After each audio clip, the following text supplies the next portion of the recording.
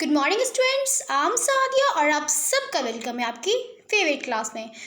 तो हम lecture number 3 देख रहे हैं। लेक्चर नंबर 1 2 में हमने क्या देखा था? हमने सबसे पहले वाले पार्ट में हमने इंट्रोडक्शन देखा था, नेक्स्ट में हमने टीयर्स ऑफ एंथर देखा और आज हम जानेंगे पॉलिंग ग्रेन क्या होता है। लेकिन मुझे आपसे एक शिकायत है कि लेक्चर नंबर 2 में मैंने कुछ क्वेश्चन दिए थे आपको, लेकिन उस क्वेश्चन का आंसर आपने कमेंट बॉक्स में नहीं लिखा। लेकिन अगर आप कमेंट बॉक्स में क्वेश्चन का आंसर नहीं लिखोगे तो मुझे पता कैसे चलेगा कि आप पढ़ रहे हो कि नहीं पढ़ रहे हो। तो इसीलिए मैं जो भी क्वेश्चन दूँ उसको आप बनाया कीजिए, ठीक है? तब तो लाइफ में आगे बढ़ोगे, तब तो डॉक्टर बनोगे। ऐसे डॉक्टर बन जाओगे नहीं, उसके लिए मेहनत तो करना पड़ेगा। तो अगर मैं मेहनत करती हूँ तो साथ साथ आप भी मेहनत करो, ठीक है? तभी कुछ अच्छा रिजल्ट आ पाएगा। ओके, तो चलिए इस क्वेश्चन का मैं हम लोग आंसर देख लेते हैं क्या होता है। तो कह रहा है, क्वेश्चन नंबर 1 में कह रहा है, a typical angiosperm anther is डाइथिकस which means that. कहने का मतलब अ टिपिकल एंजियोस्पर्म में उसका जो एंथर है वो डाइथिकस है। इसका मतलब क्या है? ठीक है, एक एंथर डाइथिकस, ये एंथर बताया था हमने ऐसे वाला, कितने 1 2 डाइथिकस, इसका मतलब क्या है चलिए हम जान लेते हैं। 1 लोब एंड 2 लोब हैज़ 2 थिका। ये कहने का क्या मतलब है कि भाई 1 लोब है, ठीक है, और हर लोब में क्या है 2 थिका है, तो ये आंसर गलत हो गया, ठीक है। अब कह रहा है 2 लोब, इस लोब हैज़ 2 थिका। कहने का मतलब हमने ऐसा फोटो देखा था, राइट? 2 लोब है, 1 लोब है, 2 लोब है और हर लोब में क्या है 2 थिका है। 1 2 1 2 हो गया, तो 2 लोब हो गया 1 2, हर लोब में 2 थिका 1 2 1 2 हो गया। इसका मतलब इसका आंसर क्या है? इसका आंसर 2 है। ओके, तो चलिए अब हम नेक्स्ट क्वेश्चन का आंसर जान लेते हैं। नेक्स्ट क्वेश्चन क्या है? Which of the following layers in the wall of an anther nourishes the developing pollen grain? कहने का मतलब है कि हमारा जो pollen grain होता है, 1 मिनट, कहने का मतलब है कि जो हमारा pollen grain होता है उसको नरिशमेंट प्रोवाइड कौन करता है? मतलब एंथर का ऐसा कौन सा वॉल लेयर है जो उसको नरिशमेंट प्रोवाइड करता है, ठीक है? तो जान लेते हैं एंथर के वॉल लेयर्स कितने होते हैं। कितने होते हैं एंथर के वॉल लेयर्स? जल्दी बताओ, जल्दी बताओ। बताया था कल, कितने होते हैं? 4 लेयर्स होते हैं एंथर के, ठीक है। कौन कौन से होते हैं? सबसे बाहर वाला एपिडर्मिस होता है जो कि लिखा हुआ है। नेक्स्ट वाला क्या होता है? नेक्स्ट वाला होता है हमारा इंडोथेशियम। उसके बाद क्या होता है? उसका हमारा होता है मिडिल लेयर। लास्ट वाला क्या होता है? टैपेटम। तो 4 लेयर्स होते हैं, एपिडर्मिस, इंडोथेशियम, मिडिल लेयर और टैपेटम। लेकिन नरिशमेंट कौन प्रोवाइड करता है? बताया था कल मैंने, नरिशमेंट प्रोवाइड करता है हमारा टैपेटम। तो आंसर 1 इसका राइट आंसर है, ठीक है। तो ये बात हम समझ गए। अब हम अपने लेक्चर को स्टार्ट करते हैं। तो आज के लेक्चर में क्या देखेंगे? आज के लेक्चर में हम जानेंगे कि माइक्रोस्पोरोजेनेसिस क्या होता है। क्या होता है माइक्रोस्पोरोजेनेसिस? सो माइक्रोस्पोरोजेनेसिस क्या होता है? अच्छा, पहले समझो कि माइक्रोस्पोरोजेनेसिस होता क्या है। वही बता रही हूँ मैं कि पॉलन ग्रेन के बनने का जो प्रोसेस होता है उसको बोलते हैं हम माइक्रोस्पोरोजेनेसिस। हर काम को करने का प्रोसेस होता है, पढ़ाई करने का भी एक प्रोसेस होता है, घर में काम करने का भी एक प्रोसेस होता है। अच्छा, घर में मम्मी रोटी बनाती, कभी कभी आप लोग ही बना लेते होंगे। कैसे बनाते हो? पहले आपकी जो गेहूँ होता है उसको पिसवाते हो, ठीक है। पीसने के बाद फिर उसको हम सानते हैं सूखे हुए आटा को, और सानने के बाद फिर हम रोटी बेल के फिर खाते हैं, राइट? तो एक प्रोसेस है पूरा।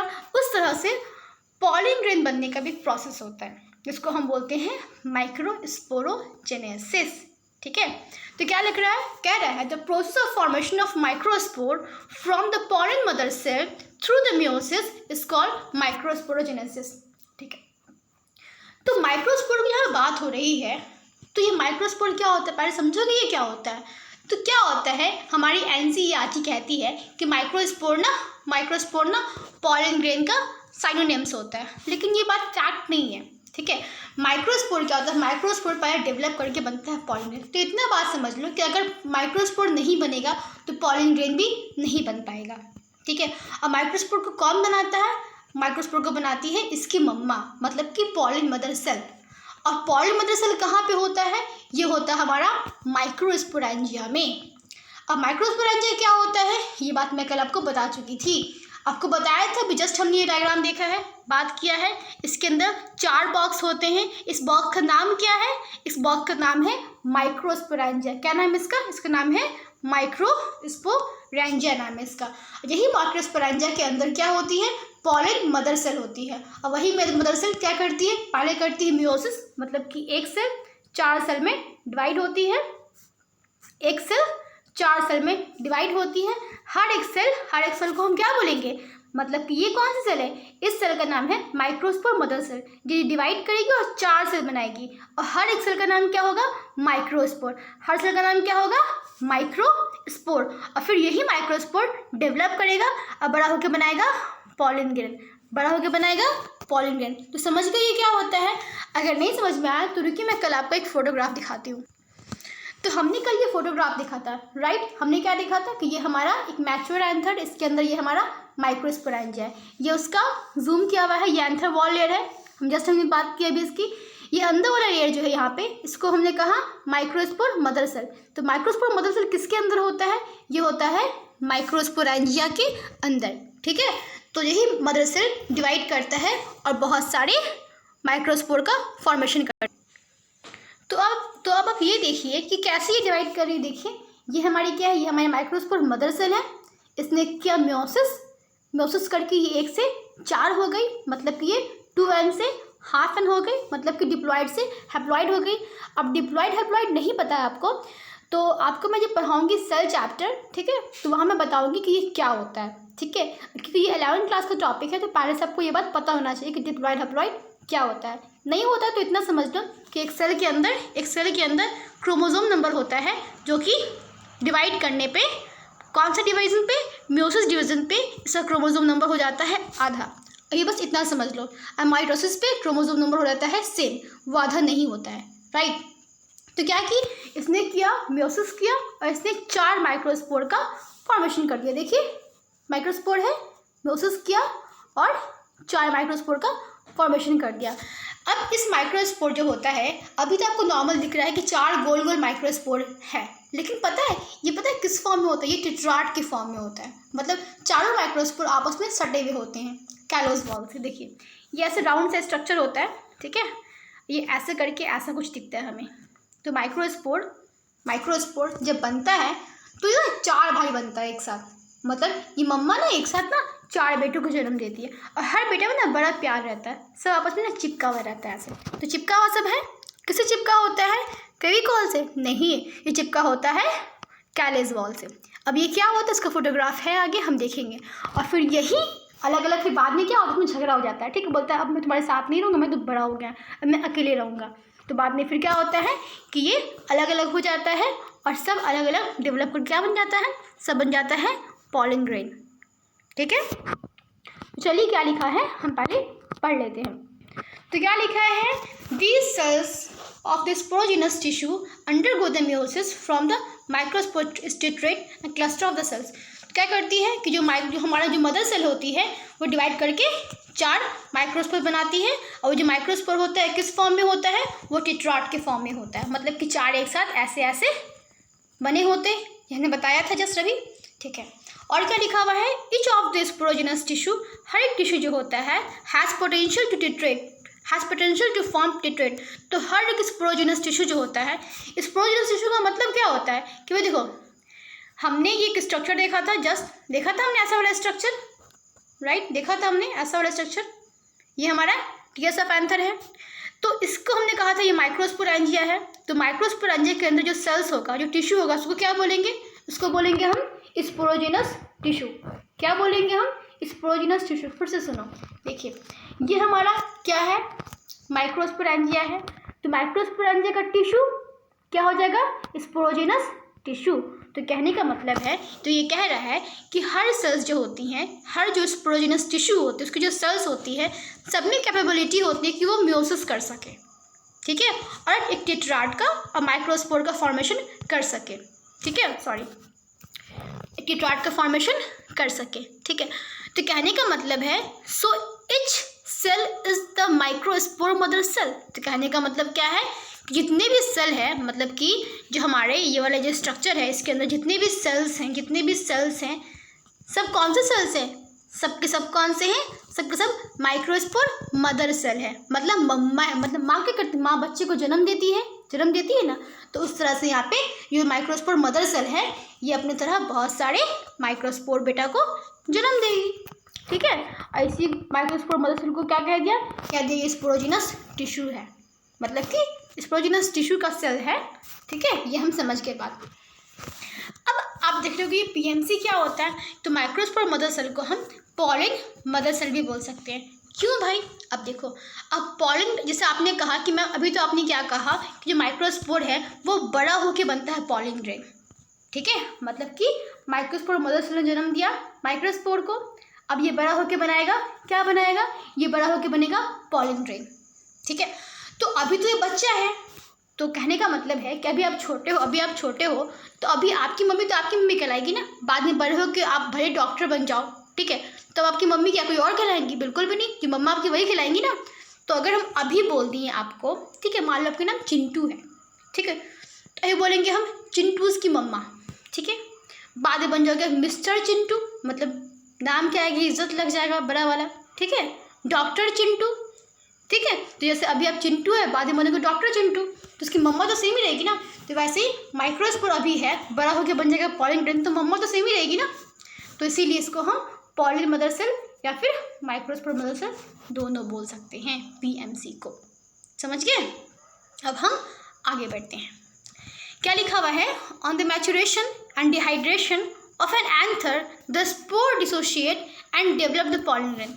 कहने का मतलब है कि जैसे हमारा एंथर ना बड़ा हो जाता है, जैसे कि मान लो ये हो जो हमारा एंथर ना बहुत मैच्योर हो गया, ठीक है, तो बताया था, तो इसके अंदर बहुत सारे क्या बने हुए हैं, सेल्स भरे हुए हैं, बहुत सारे सेल्स भरे हुए हैं। अब ये क्या होगा, बड़ा होकर के इसकी वॉल जो होती है, हमारे एंथर की जो वॉल जो होती है वो फट जाएगी। जो हमारे एंथर की वॉल है ना, ये वाली वॉल, ये फट जाएगी, और फटने के बाद क्या होगा, इसमें से पॉलिन ग्रेन जो है वो बाहर निकल जाएगा। तो कहने का मतलब है कि मैच्योर होने पे क्या होगा कि जो हमारा जो एंथर है उसमें डिहाइड्रेशन हो, जिसमें पानी की ना कमी हो जाएगी, ठीक है, जिसकी वजह से स्पोर जो होते हैं वो डेवलप हो जाएंगे पॉलिन ग्रेन। तो पॉलिन ग्रेन में वैसे उसी वक्त डेवलप हो जाते हैं, लेकिन जैसे ही पॉलिन ग्रेन में डेवलप होते हैं, एंथर में वाटर की सप्लाई बंद हो जाती है।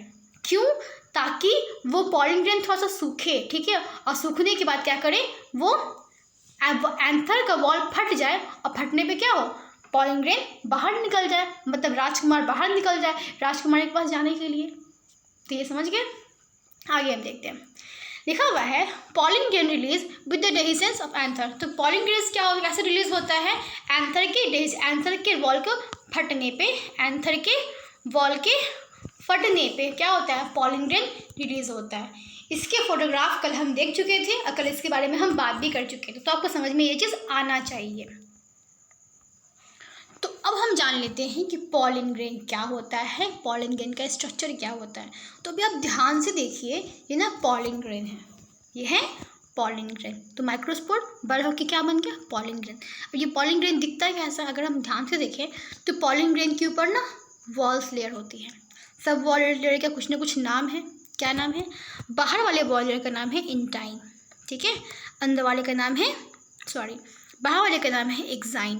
एक्साइन मतलब बाहर, एक्साइन, ठीक है, इंटाइन मतलब अंदर, इन है, अंदर जाओगे तो इंटाइन मिलेगा।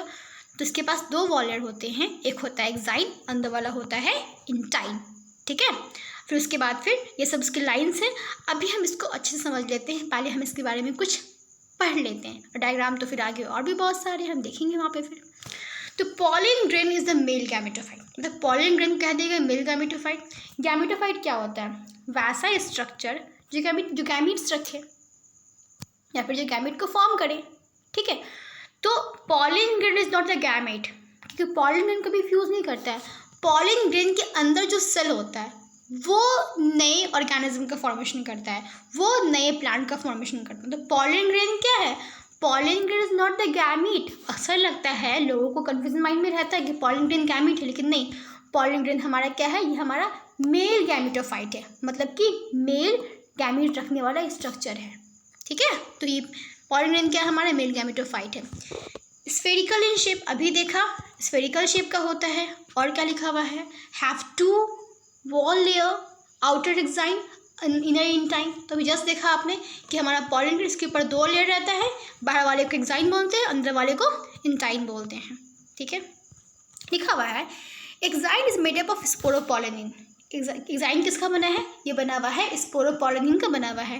Resistant to the organic matter withstand the high temperature acid alkylase enzyme. It is prominent to the aperture to the germ, spore and so on. तो कहने का मतलब क्या लिखा हुआ है इसमें, क्या लिखा हुआ है कि जो हमारे एग्जाइम लेयर जो होते हैं, बाहर का जो लेयर होता है, इसको माना जाता है कि पूरे बायोलॉजी वर्ल्ड का, ठीक है, ये ऐसा लेयर है जो कभी ख़त्म नहीं, जो कभी ख़राब नहीं होता, कभी ख़त्म भी नहीं होता है, ठीक है, ये कभी ख़त्म नहीं होता है। कैसे नहीं ख़त्म होता?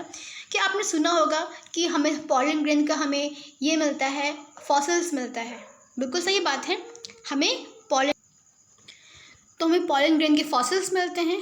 तो उस फॉसिल्स में हमें क्या मिलता है? हमें एग्जाइम लेयर तो मिलता है, बाकी सब तो मर जाता है, ठीक है। तो इसीलिए वो एग्जाइम लेयर उस वक्त तक प्रेजेंट रहता है क्योंकि वो बना होता है स्पोरोपोलिन, और स्पोरोपोलिन कभी भी ख़राब नहीं होता है, ठीक है, इसीलिए। तो इस is the resistant organic matter, मतलब कि बहुत टाइम तक ये ज़िंदा रहता है और ये बहुत हाई टेम्परेचर पे ज़िंदा रह सकता है, एसिड में भी ज़िंदा रह सकता है। इस पर कोई भी एंजाइम जल्दी काम नहीं करता है। जब कोई एंजाइम काम नहीं करेगा, हाई टेम्परेचर पे ज़िंदा रहेगा, बहुत रेसिस्टेंट है, तो मरेगा कैसे? तो ज़िंदा रहता है हमेशा, इसका एग्जाइम लेयर है। तो पॉलन ग्रेन का एग्जाइम लेयर कभी ख़राब नहीं होता है। एक नया चीज़ जान ली हम, ठीक है। अब कहने का मतलब है it is prominent aperture having the germ pore with sporopollenin is absent. कहने का मतलब क्या है कि जहाँ एक क्या होती है, कंटिन्यूस लेयर नहीं होती, इट इज़ मतलब कि डिसकंटिन्यूस लेयर। कैसे होता है डिसकंटिन्यूस लेयर? चलिए हम समझते हैं। तो देखिए यहाँ पे ध्यान से कि ये हमारा पॉलन ग्रेन का स्ट्रक्चर है। यहाँ पे अगर बाहर देखिएगा तो ये बाहर का लेयर क्या है हमारा, एग्जाइम, अंदर का लेयर क्या है हमारा, इंटाइन। अगर आप ध्यान से देखिए एग्जाइम को, तो यहाँ से यहाँ तक एग्जाइन है, यहाँ से यहाँ तक एग्जाइन है, यहाँ से यहाँ तक एग्जाइन है। बीच में जगह खाली दिख रहा है आपको? ये जगह खाली दिख रहा है, दिख रहा है खाली जगह? तो आप दिख रहा है ध्यान से आपको कि एग्जाइम क्या कंटिन्यूस लेयर है, यहाँ से यहाँ तक एग्जाइम क्या पूरा पोता हुआ है एकदम? ऐसा है क्या? बिल्कुल भी नहीं। तो ये बीच बीच से खाली है, ये बीच बीच से खाली है।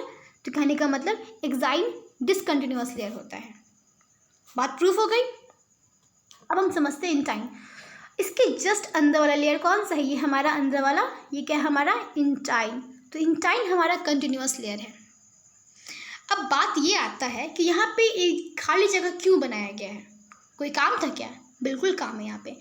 तो आपने सुना होगा कि पॉलन ग्रेन बनाता है पॉलन ट्यूब। नहीं सुना तो जान लो। क्या होता है कि पॉलन ग्रेन जब इसको फर्टिलाइज करना होता है फीमेल गैमेट के अंदर, तो ये एक लंबा सा ट्यूब का फॉर्मेशन करता है, ठीक है। तो ये ट्यूब बनता है किस? तो ये ट्यूब, अगर आपको पता है कि जो एग्जाइम लेयर बहुत टफेस्ट वॉल है, ये तो कभी ख़राब नहीं होगा। जब कभी ख़राब नहीं होगा तो क्या पॉलन ट्यूब, तो क्या अगर यहाँ पे ऐसा बंद रहेगा, ये पूरा का पूरा ऐसे पूरा बंद रहेगा, तो क्या कभी किसी ज़िंदगी में पॉलन ट्यूब बन सकता है? बनने ही नहीं देगा, इतना टफ लेयर इसको बाहर आने नहीं देगा। तो पॉलन ट्यूब को बनाने के लिए क्या करेगा?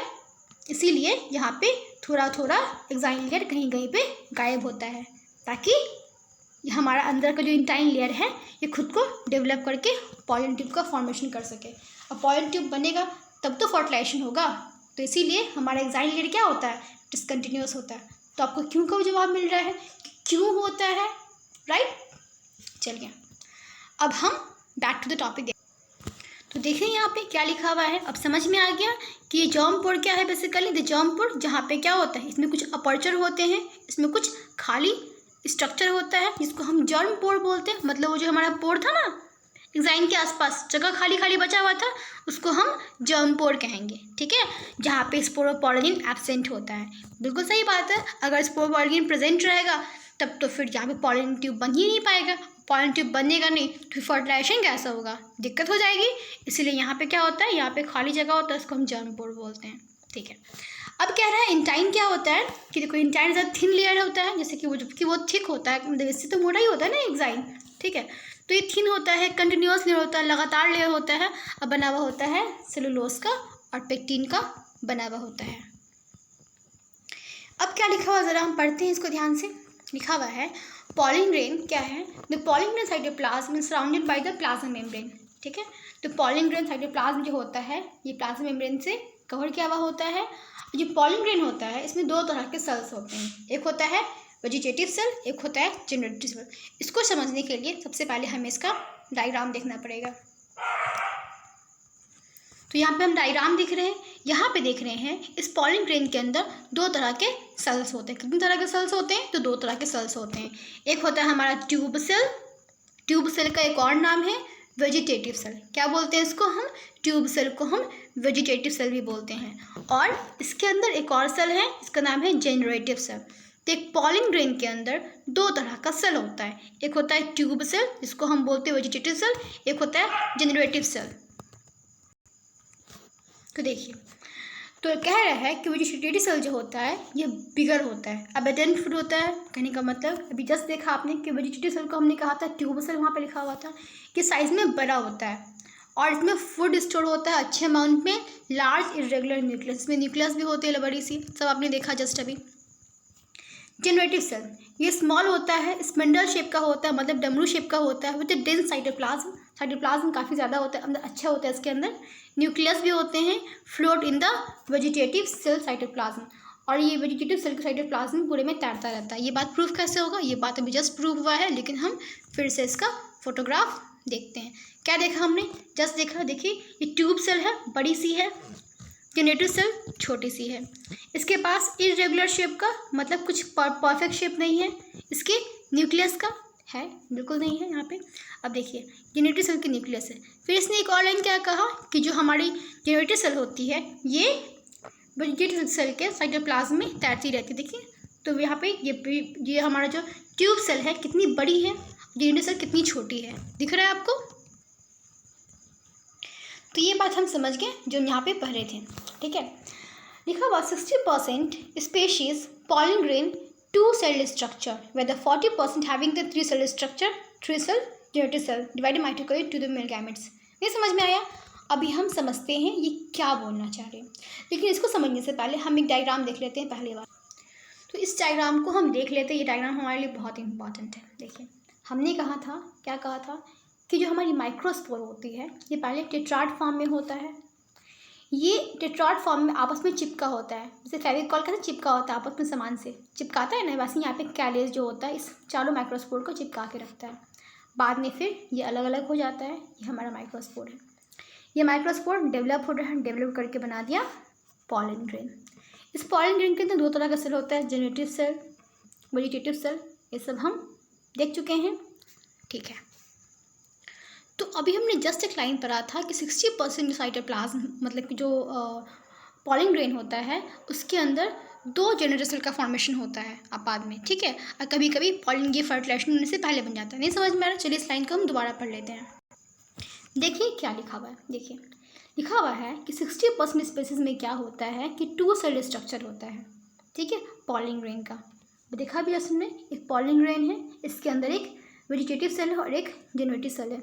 तो एक पॉलिन ग्रेन हो गया 2 सेल स्ट्रक्चर का, लेकिन 40% में क्या होता है, ये 3 सेल स्ट्रक्चर होता है, ठीक है। इसमें जनरेटिव जिसके अंदर जो इसका ये वाला जनरेटिव सेल होता है ये डिवाइड कर जाता है और ये 2 सेल का और फॉर्मेशन कर देता है बिफोर फर्टिलाइजेशन।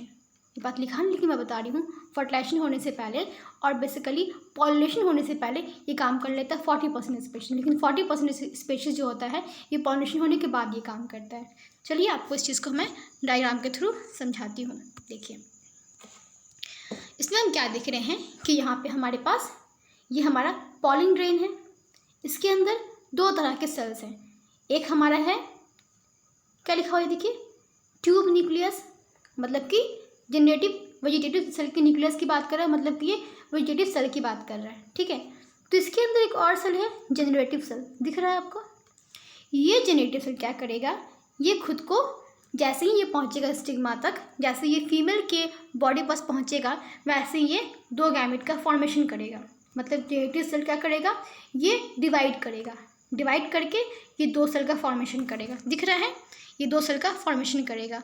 ये दोनों सेल आपस में फिर दोनों सेल आप बाद में जाकर के फीमेल गैमेट के साथ फ्यूज़ कर जाएगा और डेवलप होकर सीड का फॉर्मेशन कर देगा। तो इस बात को हम कल के लेक्चर में, मतलब कि जो हम नेक्स्ट लेक्चर देखेंगे उसमें हम इस बात को बहुत अच्छे से समझेंगे, क्योंकि नेक्स्ट लेक्चर में हमें यही जानना है कि फर्टिलाइजेशन कैसे होती है और फर्टिलाइजेशन होने के लिए हम ये सारी बात को स्टेप बाय स्टेप समझेंगे क्या होता है। तो आपको एक और फोटो दिखाती हूँ, देखिए कितना सुंदर फोटोग्राफ है। देखिए यहाँ पे, फिर देखिए यहाँ पे मेल गैमीट है, ठीक है।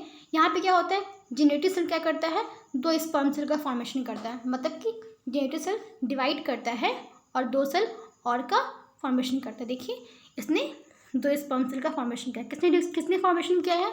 जेनरेटिव सेल ने फॉर्मेशन किया है दो स्पर्म सेल का, ठीक है। फिर ये स्पर्म सेल क्या करेगा?